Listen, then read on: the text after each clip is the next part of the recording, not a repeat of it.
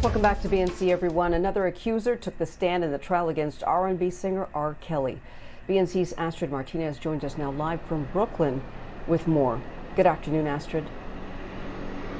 Good afternoon. On this 10th day of federal court, we are picking up testimony with a witness who took the stand yesterday afternoon using only her first name. Now, Faith testified that when she met R. Kelly, she was not a fan, but eventually she fell for the singer. She said shortly after she flew out to see him and they started a physical relationship where she said she ended up contracted a sexually transmitted disease from the singer.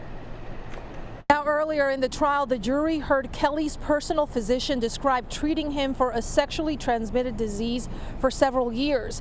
Faith said she was 19 years old when her older sister invited her to a Kelly concert in San Antonio in 2017. The sisters were invited to a backstage after party. Faith said this was the beginning of her and Kelly's nearly 2-year relationship. Faith traveled several times from San Antonio to various cities across the country to visit Kelly over the course of their relationship. She testified all of the trips were booked by one of Kelly's female assistants. Her name is Diana Copeland. Now, during these trips, Kelly always demanded sex. She said he always refused to wear a condom and that Kelly recorded all of their sexual acts on his iPad without her permission. Faith described protocol she had to follow to make sure that R. Kelly never got upset, like knowing her whereabouts at all times, pictures of the clothing she wore out in public. She was also not allowed to hang out with any other men. Now, Faith testified the singer instructed her to behave like a puppy, like his daughter or like his mother, which meant always be excited to see him or he would leave her locked in a room for hours. Faith recalled an instance in one of R. Kelly's music studios where he was sitting in the corner of the room with a gun by his side. He asked her to undress and demanded she start posing. In another occasion, Faith also recalls Kelly playing a video on his iPad of him with other young girls. She said she could hear Kelly calling out their names in the recording, some of the names which she said she recognized and names of girls she previously met. Kelly told her that these girls were girls he was raising and revealed that they were all sleeping with each other. Now, outside of the courtroom, we actually ran into Faith's father. He spoke to us about how his daughter is feeling the trauma she has to go through, reliving the moment she shared with Kelly on the witness stand. I want you to take a listen.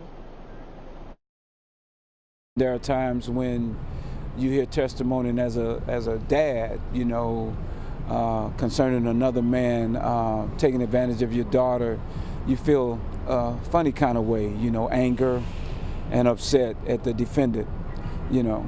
And Charles, I know one time during the testimony, the prosecution was talking about that R. Kelly sat and talked to your daughter and said, you know, me and your father are, we share something. Yeah, that part, how did that, you know, how did that come across to you? He was saying that you guys shared something in common. Yeah, I understood what he meant from a spiritual point of view, being a pastor. You know, there are certain gifts that God gives us to have discernment and to be able to see into things and things be revealed in the spirit.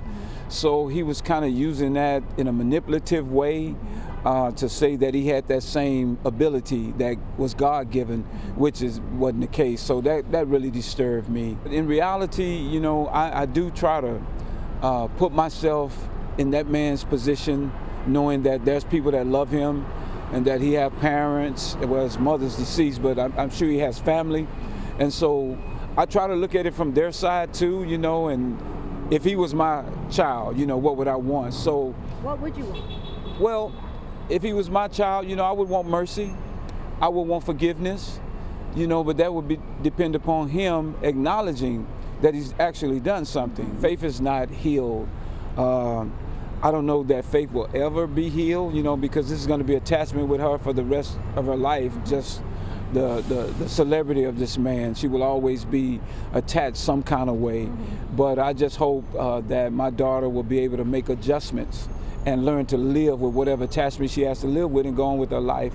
But emotionally, there's some work to be done with Faith. She has her ups and downs.